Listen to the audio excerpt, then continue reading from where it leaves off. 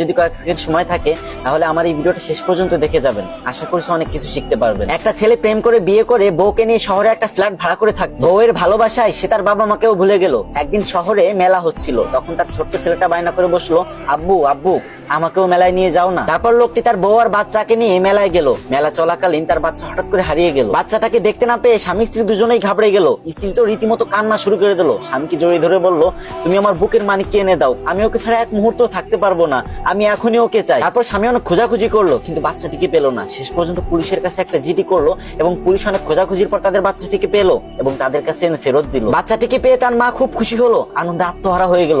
ঠিক তখনই স্বামী তার স্ত্রীকে বলল, ব্যাডিং গুছিয়ে নাও, আমরা এখনই গ্রামের উদ্দেশ্যে রওনা হব। তখন স্ত্রী অবাক হয়ে প্রশ্ন করলো, কেন? তখন স্বামী বলল, তুমি তো তোমার সন্তানকে ছাড়া এক মুহূর্ত থাকতে পারো না, আর আজকে আমি কয়েকটা বছর আমার মা থেকে দূরে আছি, জানি না আমার মা এখন কি অবস্থায় আছে, কেমন আছে। তখন লোকটির স্ত্রীও তার ভুল বুঝতে পারলো এবং স্বামীর সাথে গ্রামে ফেরত গেল। মা যে কি জিনিস এটা মা বেঁচে থাকতে কখনোই বুঝতে পারবেন না।